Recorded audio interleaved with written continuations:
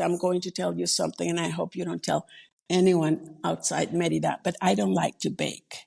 And this is true. I mean, it's not that I hate to bake. My true passion, I discover, is teaching. But I like to eat. I like to eat good food.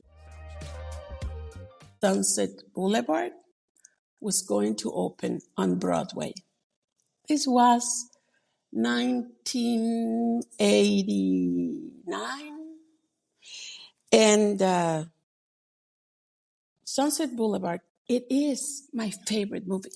I'm a movie and theater buff. I'm just crazy about them.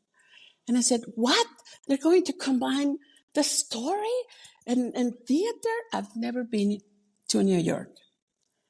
And I said, oh my God, I want to go so bad it hurts.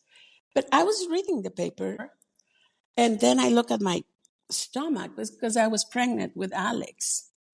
And I said, where the heck are you going to go to? I mean, nowhere. And I need money. And who's going to hire me in these hours where I have to take care of my kids? And, I can only work 4 hours a day. But I need enough money to go to New York twice a year. So the math didn't add. And I said, I have to start making something to sell. I wasn't thinking of a business or, I have to make money because I was hungry to live that experience.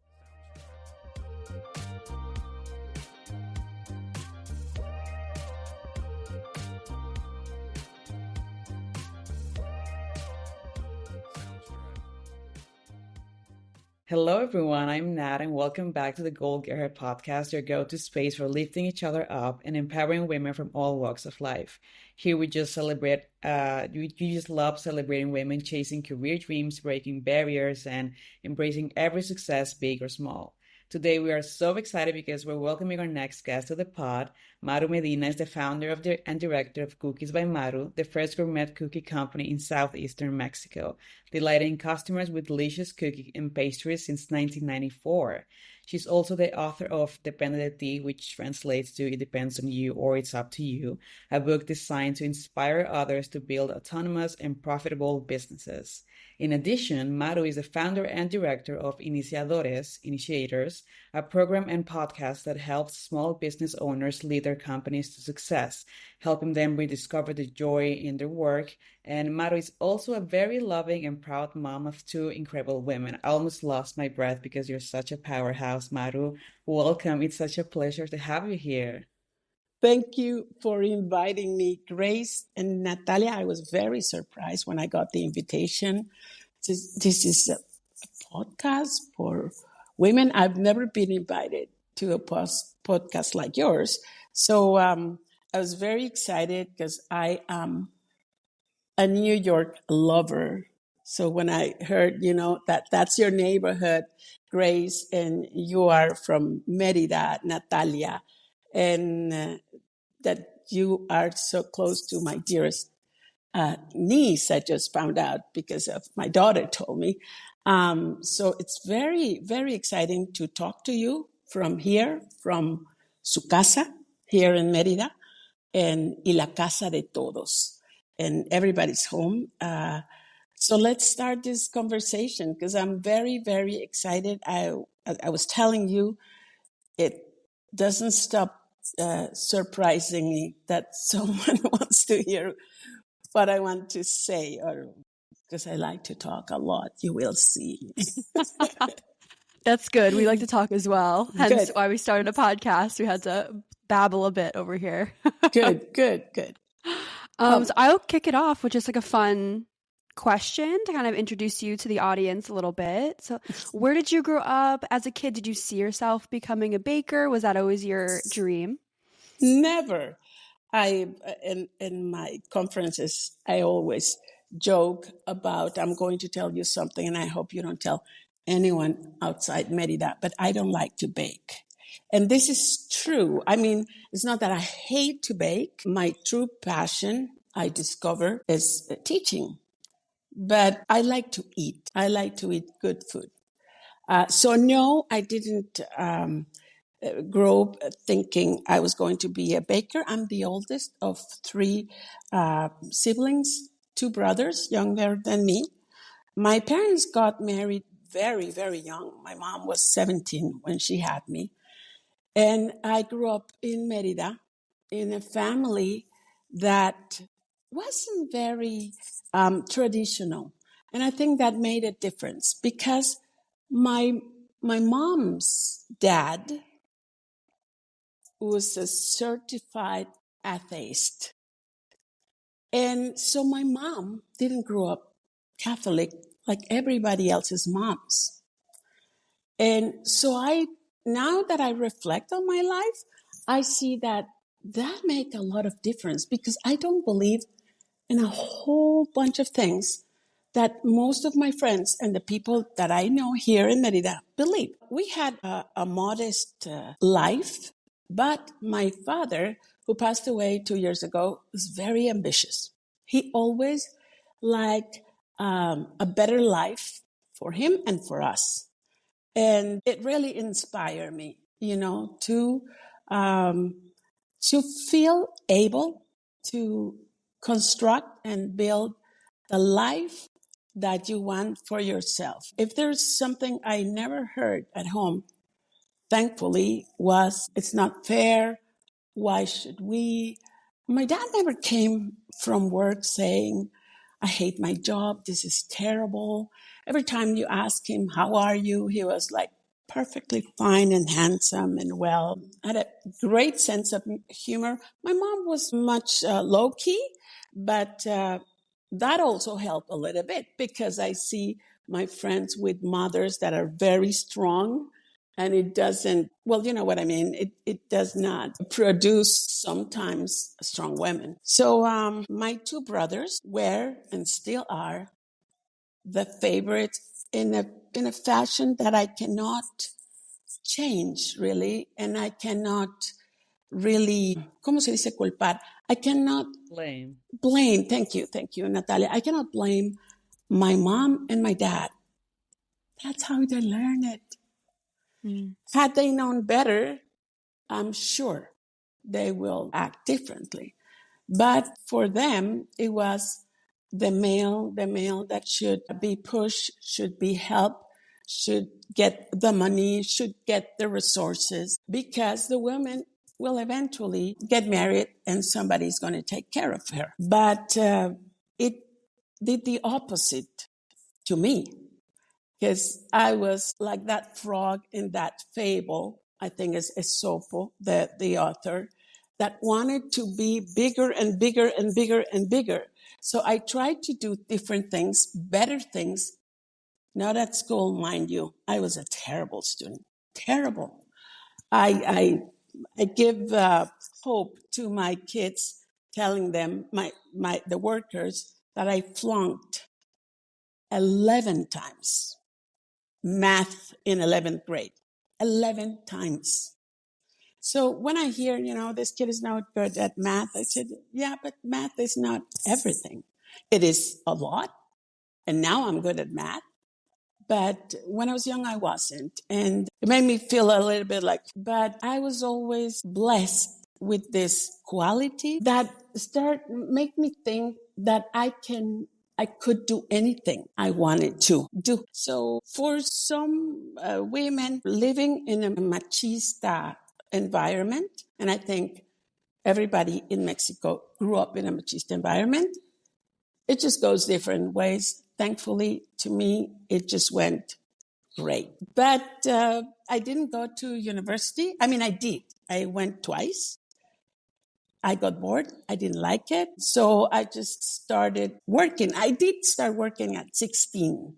I wanted to feel powerful. So I worked in a shoe store and I had my own money and I felt like I am so cool. I never got, that message that work is for the needy and work, it's a pain in the neck. I loved working. I think to me, it's a blessing. Lots of friends whom I still get along with and travel with still now at 66. When I was traveling, as a student in a foreign international group based in Arizona called Up With People, very famous in the 70s and 80s. I did join. I traveled with them for a year, and that's where I met my husband, Ralph, who was born in Germany, grew up in Canada, and is now a certified Yucatecan. And we've been married for over 40 years, and I have two daughters, Mariana, who 5 years ago married Kathleen, and they live in Montreal. And my other daughter, Alexandra, lives in Vancouver. They both live in Canada.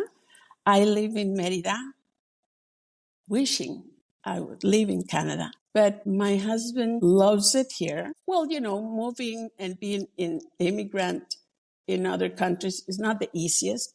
I have a good life here. So what I started to do is traveling, and that makes up for it. So that's the short version. Long story short. No, that's amazing. I also have that feeling of, oh, I would love to live in New York, but I do also love my life here in Merida, I think. Um, Here's my family, so that's all I need to say about that. I'm very happy here, in my roots. So, you gave a quick story about your life, your family, your upbringings, but and we did give a quick overview of Cookies by Maru, but can you share more about how you started this journey, what inspired you to open your bakery if you don't like to bake, and what keeps you passionate about it after all these years? I'm not particularly, someone, this kind of people that, oh, well, look at this recipe and I like to do this. And I'm going to make this different experiments and how to bake and make it flat or crispy. I am not that person when it comes to baking. But what happened is, and this is the real story. The first time I went to Vancouver to visit Ralph when we finished traveling together, I found him at the airport a little bit overweight. He was so skinny all his life. I said, what the hell happened? There's a woman behind this, I'm sure. And there was. He was going to college because his family lived 5 hours from Vancouver. And he lived with an aunt. And she baked chocolate chip cookies for him every 2 afternoons. And when I saw him with what delight he consumed the cookies, I said, I have to learn this. So I asked Auntie Hetty for the recipe, and she gave me the recipe, and I started to bake them there in Vancouver. And when I came back to Merida, I started to bake to sell the cookies to pay for long distance calls because there was nothing like this. And I started to make money and save money for traveling to Canada and whatever. That's how everything started. Fast forward 4 years, we got married.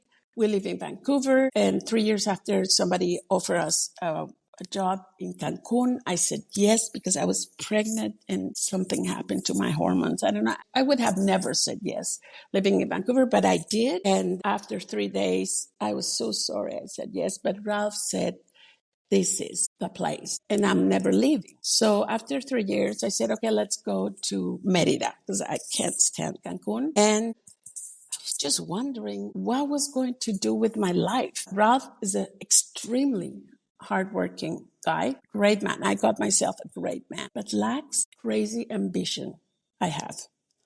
And my ambition is not for cars or jewelry. It is for experiences. I wanted to keep traveling. I wanted to take my kids traveling, my husband. And that's the state of mind I was. And then one day I was reading the local paper. And in the, in the shows and artistry section, they mentioned that the musical play, Sunset Boulevard, was going to open on Broadway. This was 1989. And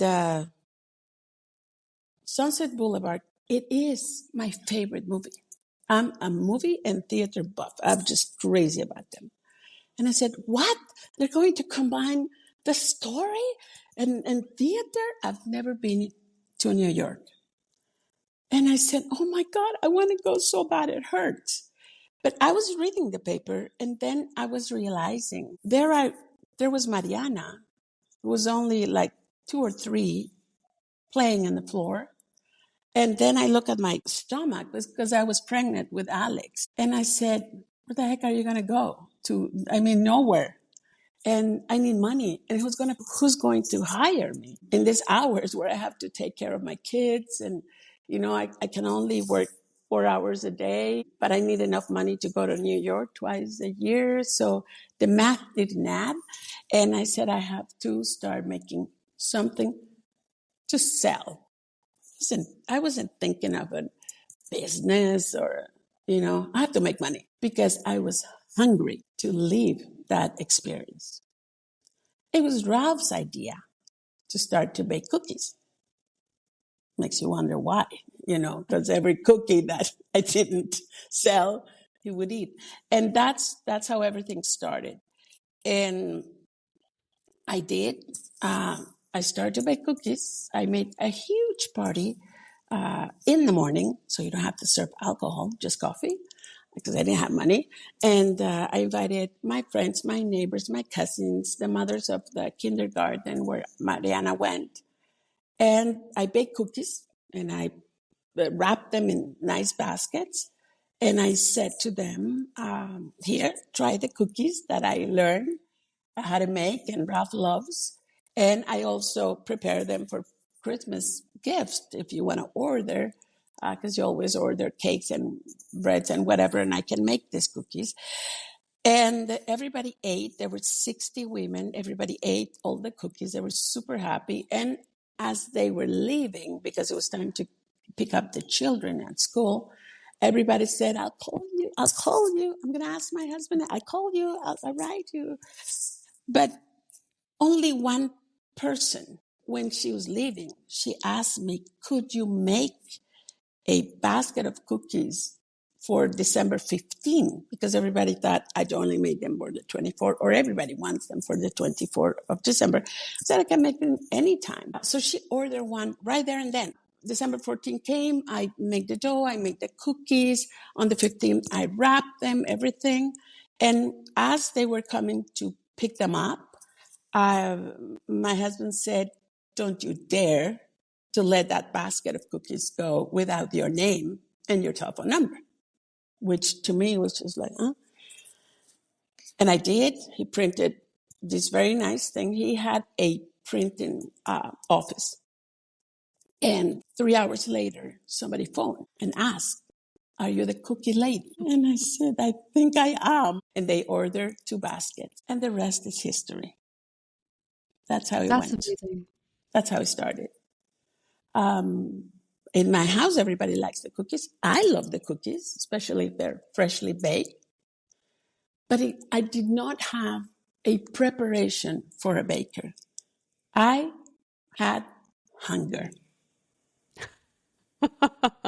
That's perfectly fair, though. I feel like I would. I love to eat as well. And I also really relate to how you said you love experiences because I started working when I was 14. So I also started working really young. And it was really just to get my own money so I could experience. I love to travel. I love just experiencing different ways of life and meeting new people and just the beauty of that. So I definitely relate a lot to wanting to make money Yeah. for the sole reason of experiences. I'm not a big physical gift person either. I loved experience gifts and getting those and giving those to people I love is super important. So that's awesome that that's kind of what drove you Yes, to start that's what this. I just wanted something, and it just led to this because I did bake for 3 years at home, and then somebody announced that they were going to open this super nice shopping center, the first modern shopping center, and my dad said she always wanted like a I used to call her my cookie boutique. I wanted a super nice place with super nice, think Ritz-Carlton service and beautiful packages and freshly baked cookies. I wanted that. So he said, I don't think you can place it anywhere in Merida, but in this shopping center, it will be perfect because it's air conditioned and people are not going to be sweating and they're going to be smelling the aroma and they're going to buy you cookies. And he was right. So in 1994, we opened Cookies by Maru, inspired in a brand, a Canadian brand that I knew when I first moved there in 1984, called Cookies by George. I just love the name. And so we name it, but Ralph said, I'm not going to write cookies the correct way because people are going to say cookies. And said, so I'm going to spell it phonetically. He made the logo, and that's how Cookies by Maru was born. I love that. How do you, after all these years now, you started this in 1994, as you said, how do you think you've been able to stay relevant all these years in where you're first based and then also internationally? Okay, the reason is that I'm still ambitious for many, many things. And I thought, if you want to travel the world and also help people travel the world, you need money and you need time. So I worked very hard, extremely hard, always reading, always comparing and learning from bakeries in Norway, in the States, in France. I was looking at what people were doing here. I wanted to innovate. It was great that it was my brand, that it was not a franchise. I didn't have to ask anything for nothing. It had a lot of personality. I was always there. I'm not shy. My dream as a child was to be a performing artist. I just love the spotlight. So being in a store, talking to people, making jokes, doing things, that was my stage. And I loved it. I truly enjoy going to Cookies every day. I didn't go to work. I went to enjoy. But I had a husband, I have daughters, I had a body that was getting fatter and fatter and fatter because I didn't have time to exercise. And I was getting a little bit tired. And then I found the book, The E-Myth, The Entrepreneurial Myth by Michael Gerber. That's a book that today, it's over 40 years old. And I started to read it. The subtitle said, Why Small Businesses Fail and What to Do About It. I didn't feel like a failure because we sold very well. But when I started to read it, I said, I am a failure because he described small business owners. We don't have time. Money just passes through. The employees don't really get what we're doing. Customers are so different. And I just felt like Michael Gerber just sat inside my oven to take notes of me and then wrote the book. But every single business owner that reads the book feels the same. This is the Bible for small entrepreneurs, The Entrepreneurial Myth by Michael Gerber. Go get it. From year number one, my business started to change because all the things that Michael Gerber says are brilliant, but he's an American and we live in Mexico. And I had to tropicalizar or adapt so many things, starting with labor laws. In Mexico, they're based in very socialist practice. None of that happens in the States. So I had to read other books. I had to consult other people. And I started to make my own style. It's not an easy thing to control your business. But once you have it, the freedom, it's wonderful. But people started to ask me, especially neighbors in the shopping mall, what do you do? How come you're traveling all the time? How come you're lucky finding, workers? What is it that you do? It's only cookies. I mean, how can you live from this? Is your father-in-law in Canada send you money? I mean, what are you doing? So that's how I decided I'm going to teach this. And I started to teach it over 15 years ago. And that's my passion. Yeah. So so the question was why? Because I wanted a vida chingona for myself, and I wanted to teach my children how to get a vida chingona. I didn't want to give my children a vida chingona. I wanted to teach them how. This doesn't mean that I deprive my children. No, no, they had a very nice life, but I didn't get, like, I never bought a car for them. Never.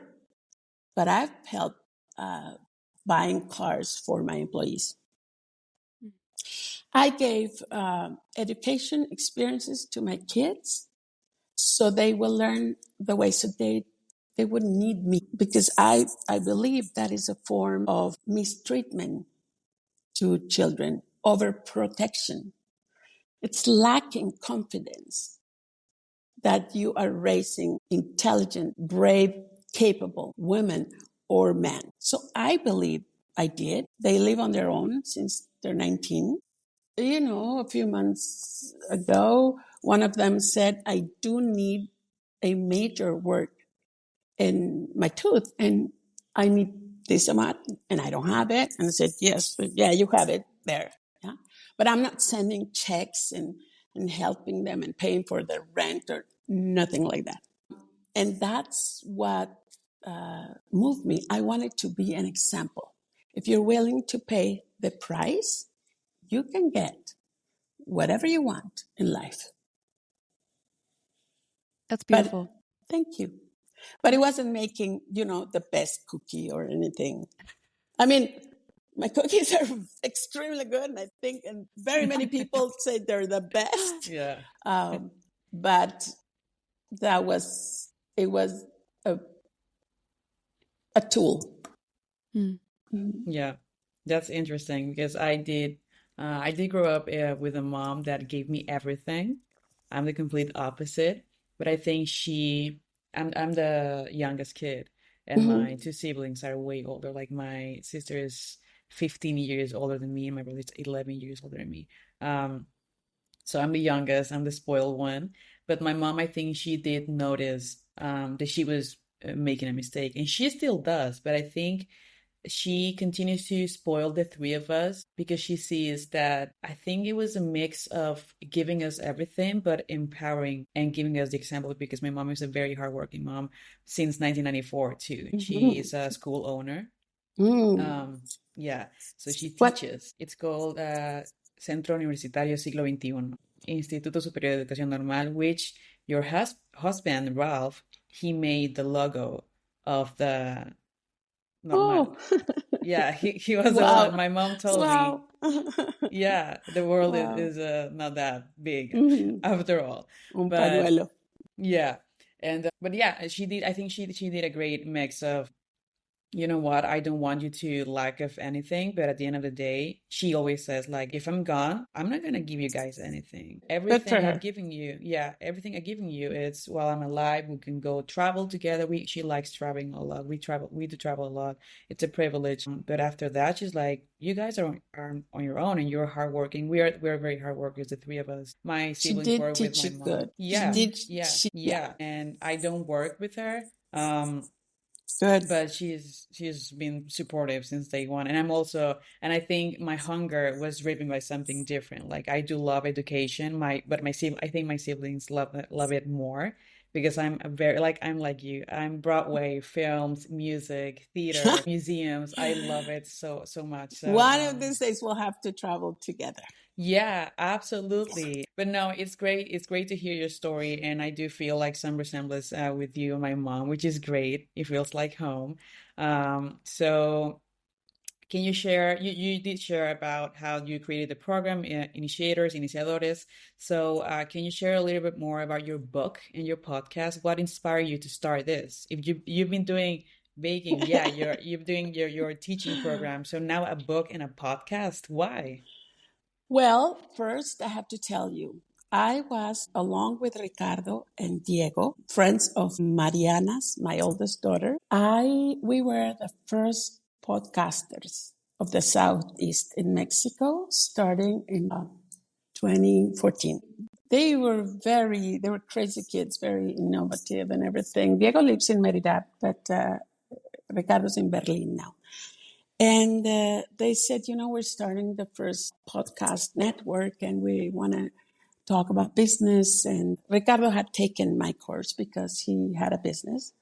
And would you like to do it? And I was just like, as a Pope Catholic, yes. I mean, I love to talk about business and empowering people and everything.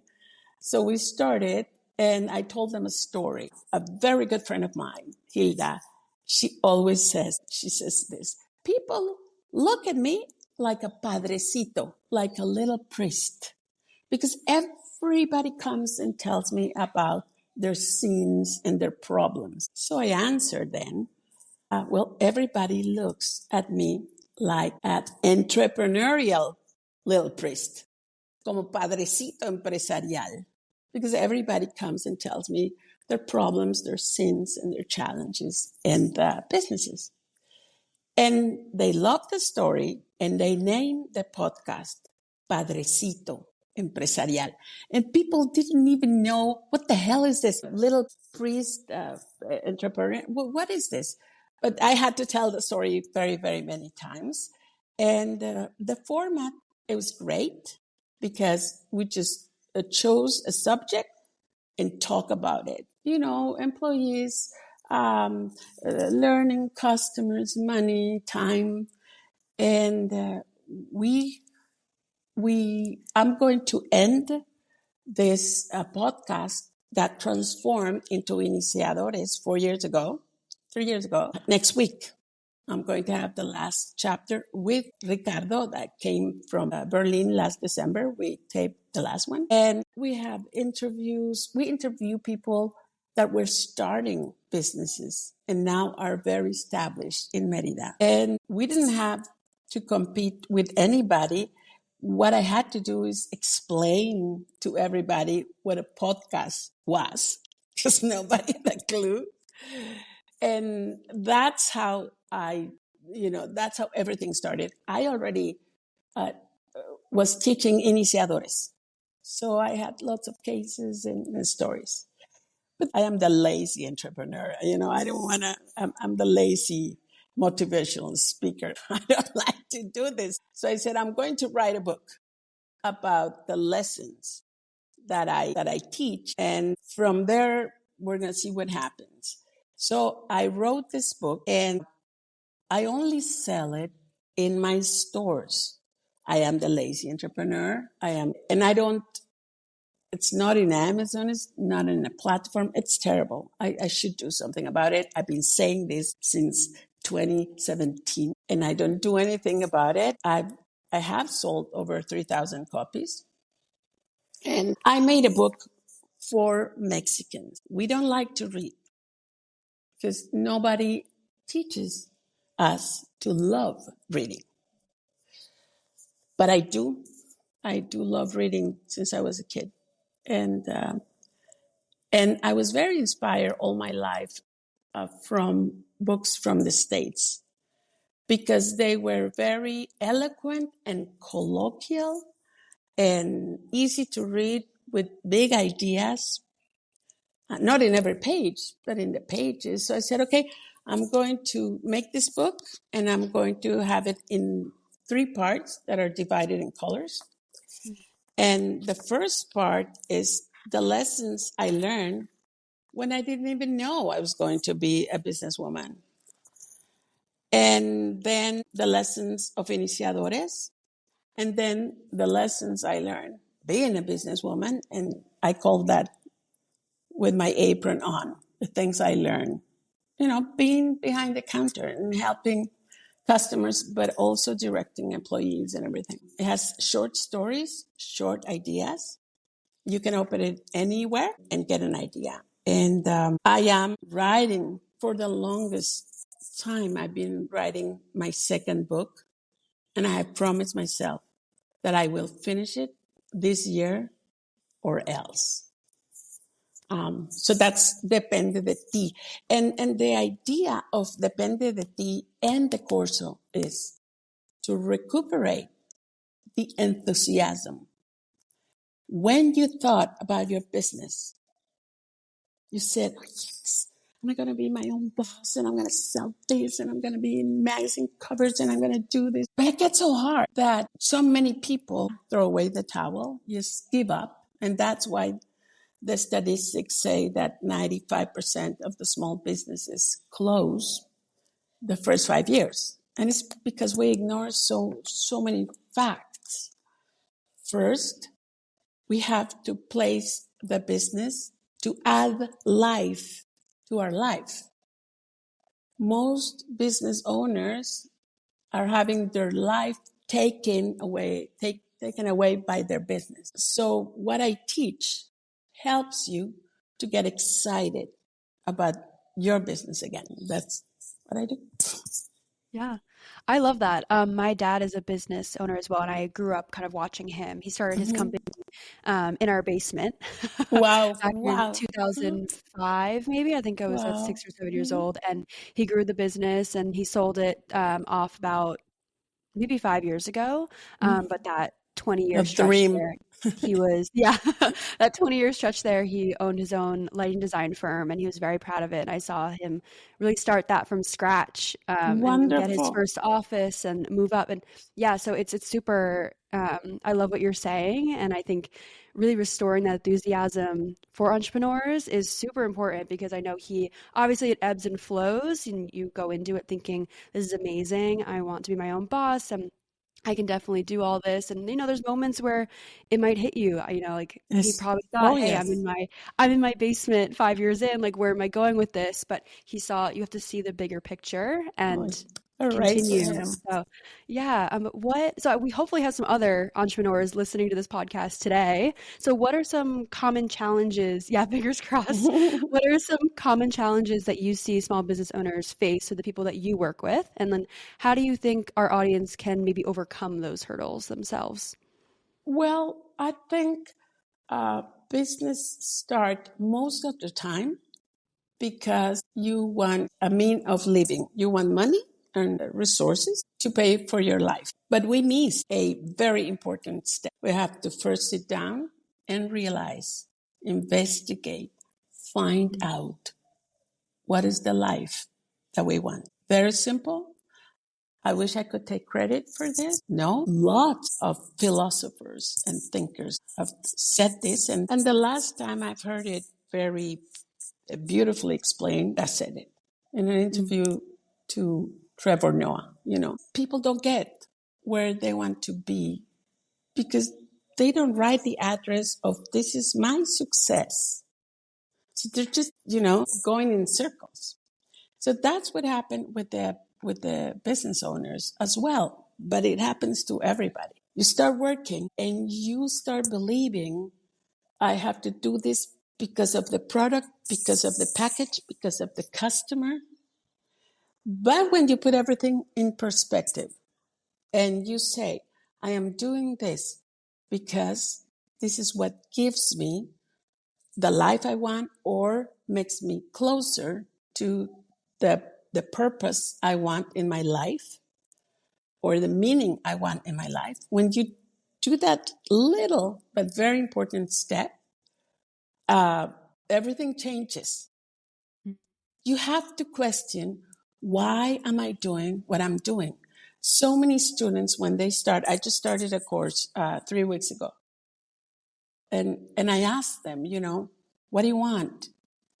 I want to be a very famous businessman with a lot of money so I don't have any troubles. I said, you don't have any problems? Only the people that are dead have no problems. You're always going to have problems. The life is not about not having problems. It's about having the capacity and the skills and the knowledge to deal with the problems that you are going to have. The person, the author that puts me thinking about this was Tim Ferriss in his book, The 4-Hour Work Week. It's over 30 years old also. And you have to define what you want. You want to feel how it feels to drive a Ferrari, rent a Ferrari, and feel and see this. But realize that what you want is the admiration of whom. Don't say people or society. When we say society, we are thinking about the wife of my brother or my grandpa that one day, chose my brother over me, or this friend that said, me. So that's the image we have. And we are killing ourselves trying to prove those people wrong. And we escape to the focus of what do I want? People say, I want what everybody else wants. That's the problem. Thinking that everybody wants the same. So if I walk in a place and I found, the Aladdin's lamp, and the genie would come out and he said, I will grant you 300 wishes. 300, not three. You know that in my list, there would never be a beach house or a boat unless it was 300 punishments. I would choose somewhere in the beach. I hate the beach. And people assume everybody wants a beach house. No, not everybody wants the same. So in my free time, I am a gardener. Garden is my passion. The best gift that I can get from my friends or husband is a truck load of manure, because it will make the grass greener and the flowers bloom. I have this very direct. What is richness for me is to be able to travel and experiment and try different food and not look at the menu. This is too expensive. Do you want to share? I want to say to the waiter, bring me one of this every 5 minutes till I tell you to stop. If I have that money, I don't care if I don't drive a BMW. I don't care if I don't stay at the Ritz-Carlton, not that I don't appreciate, I don't care if I don't have jewelry. My freedom and my passion are very clear. And that's what I help people to do. And if you have that thing clear, the business is easy to get. Very easy to get. Yeah. Yeah, finding your why, your personal why, is something we've spoken about on the podcast before, and definitely a topic that I think I'm passionate about as well, and something that I constantly am thinking about as we create this podcast, Nat and I, and everything else in our careers moving forward. Everything loops back to your why you're doing that thing. What are you living for? That's always the key. But I have bad news and good news for you. But they're not really bad. But how old are you? I'll be 26 next week. Okay, and Nat? 28. Okay. 28. Enjoy life, learn a lot, but you have to live a little. Try a little. Experiment burst of joys that will make your heart explode, and pain. And you have to err, and you have to make things that are stupid mistakes. You have to leave. Yeah. I think the best thing that happened to me, and nobody told me that was going to happen, it's that I was going to be lucky enough to be 66 years old.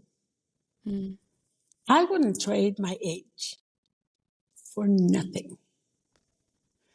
All this learning, all this wisdom, all this history, what you're doing now, talking to people that you think they have something to say, it is wonderful. And learning and experimenting. And this collaboration with a Mexican and an American, 70% of the success of my life is because I marry someone outside my culture, because it expands the elastic you have in your brain and it never goes back. It doesn't have to do with, oh, I'm a third world country and here's a first. No, it just helps you to see things in different perspective.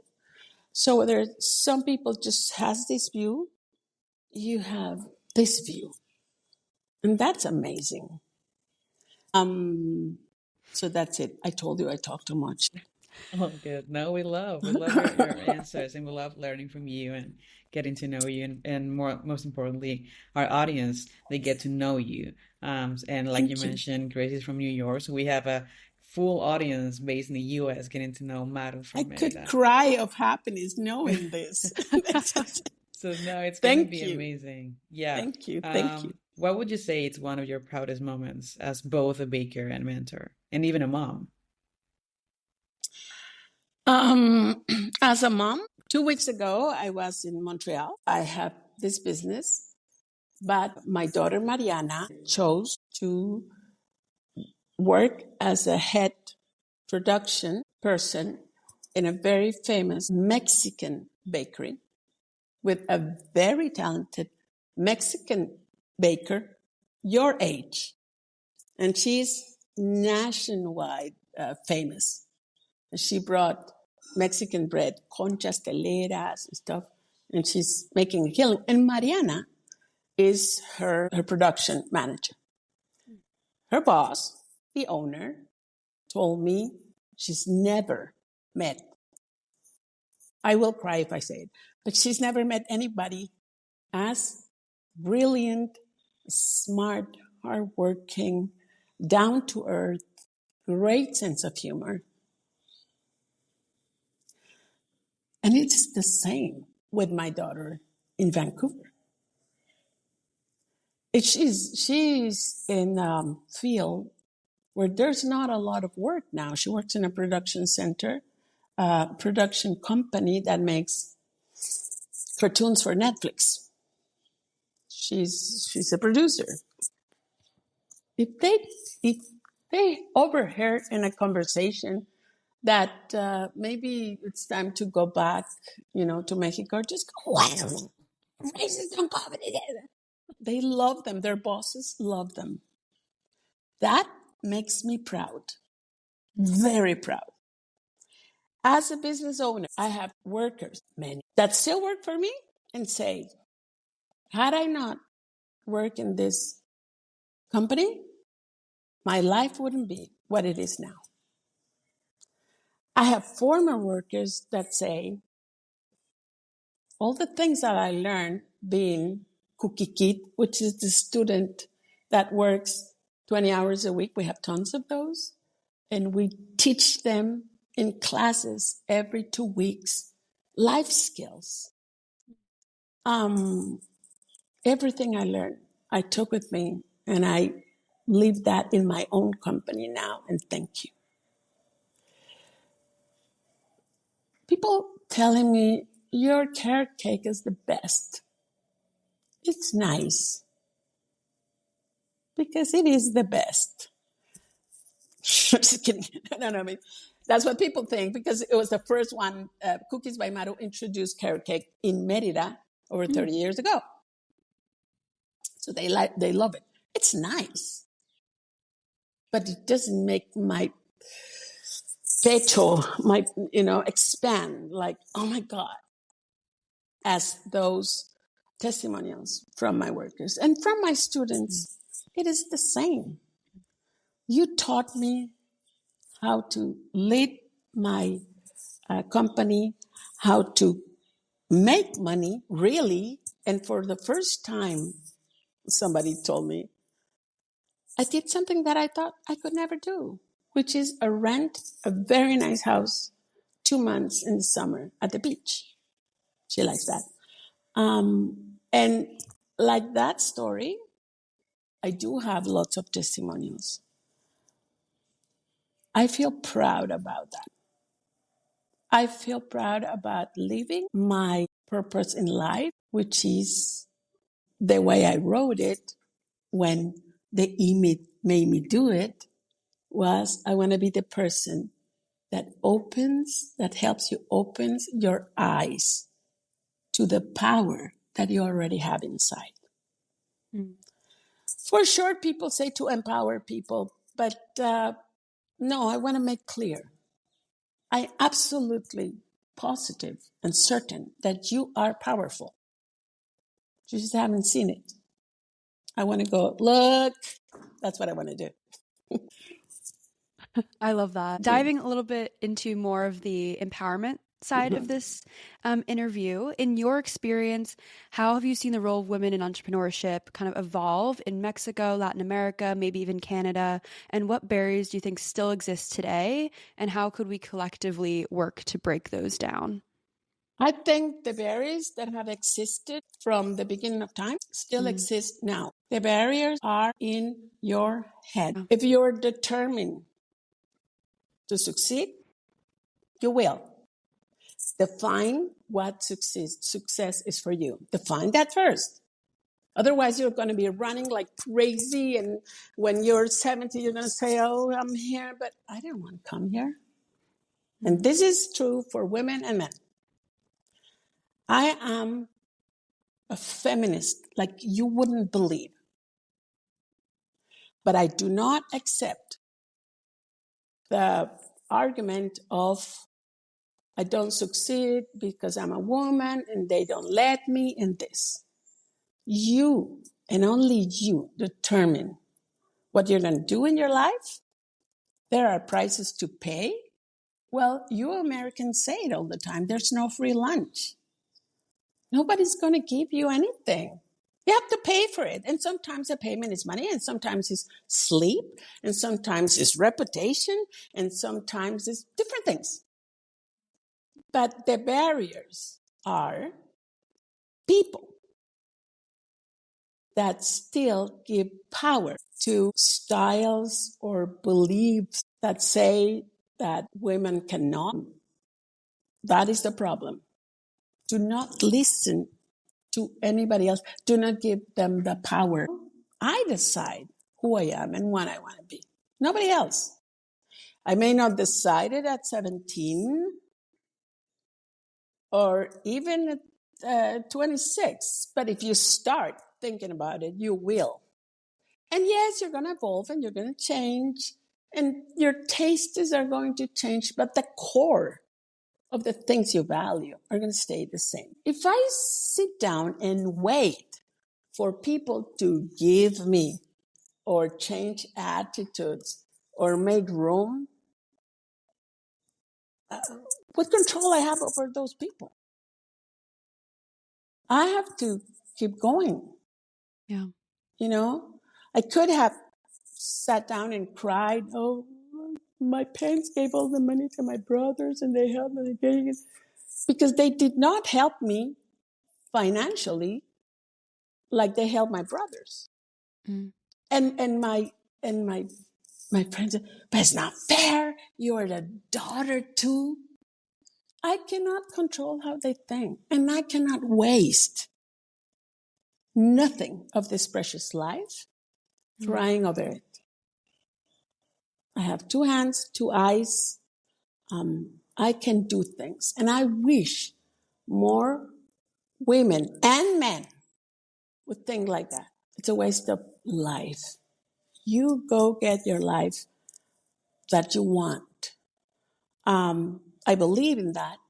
The whole company, it's managed and directed by women. I don't have even a supervisor that is male.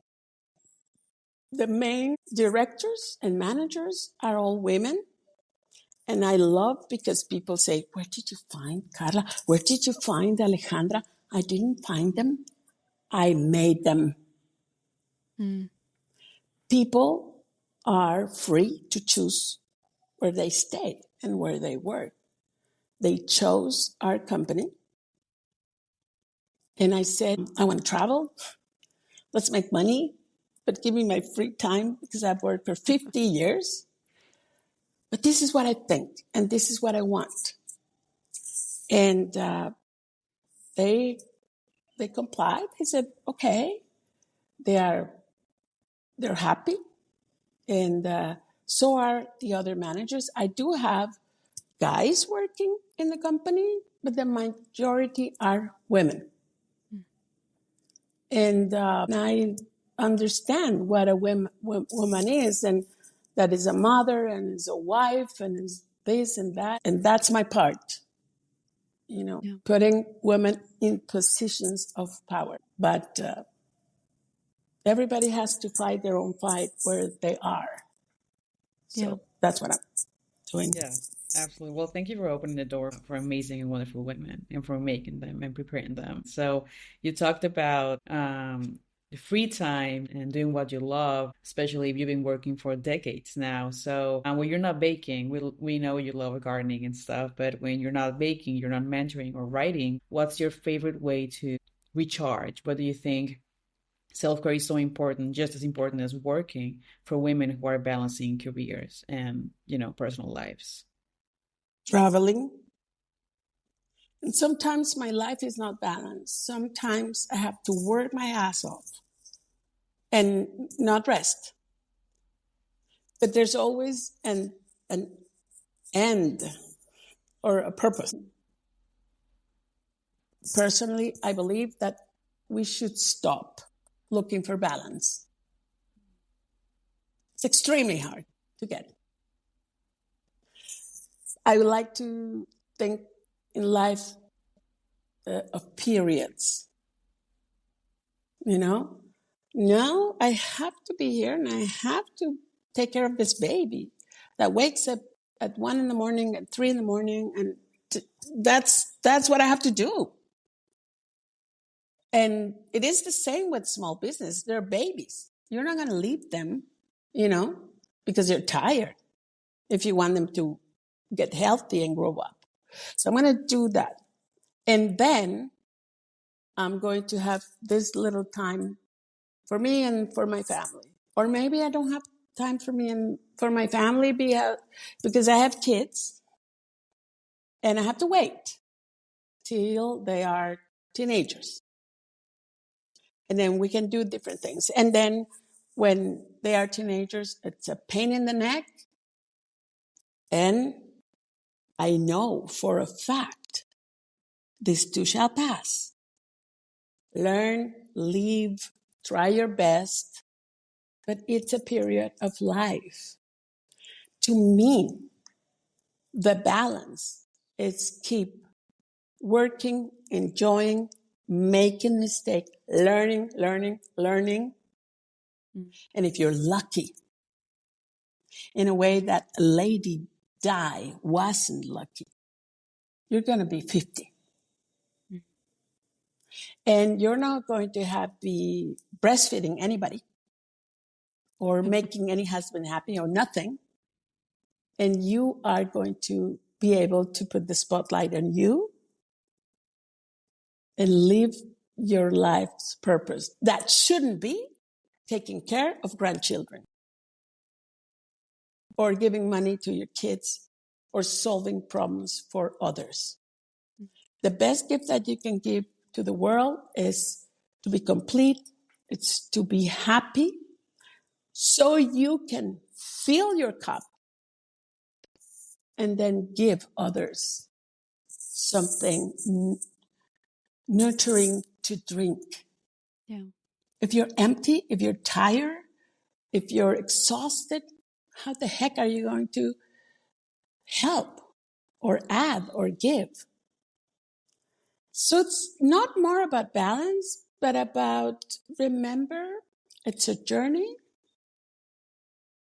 Sometimes, it's nice and you sit on a bench and it's breezy and you're under a tree and there's apples and you eat them. And sometimes it's just horrible. It's raining or it's really hot.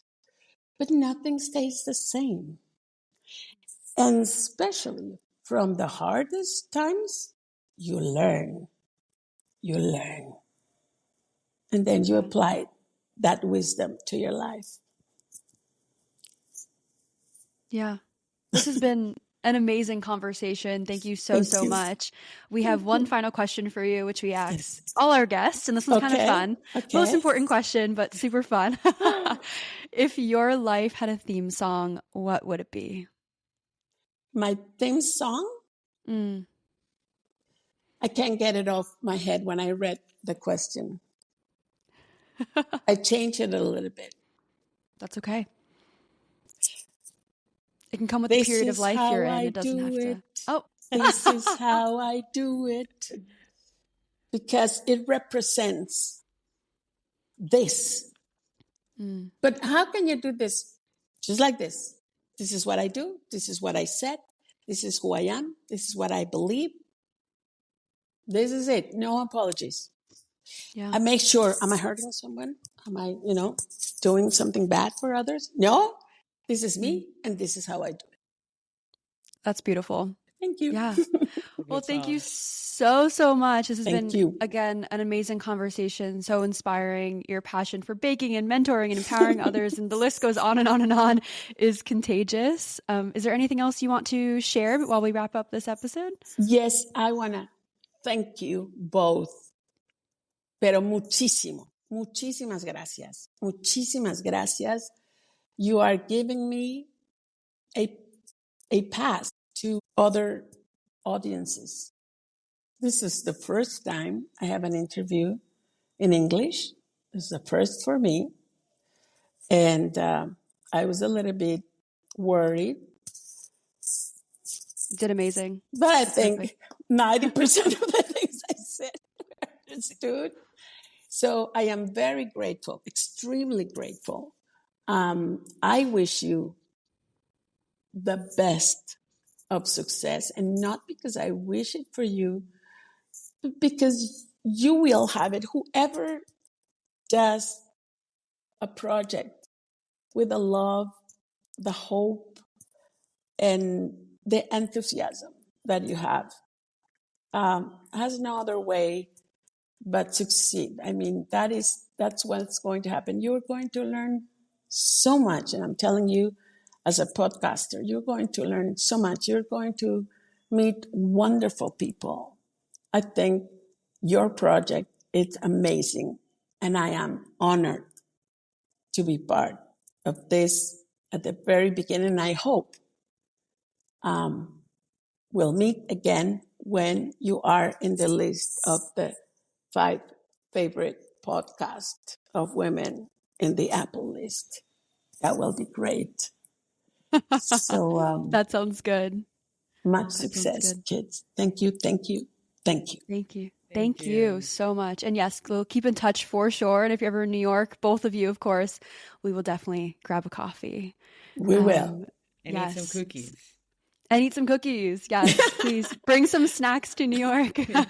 I will. I'll let you know. Muchas gracias, chicas. Amazing. So to our listeners, we hope this episode leaves you feeling inspired to follow your dreams. Her story is a reminder that with passion, purpose, and discipline, you can create something truly meaningful and, who knows, even delicious, no matter your gender. So make sure to follow us on Instagram and TikTok at The Goal Getter Podcast for updates and great content throughout the week. And don't forget to tune in. We have weekly episodes you won't want to miss. See you next week.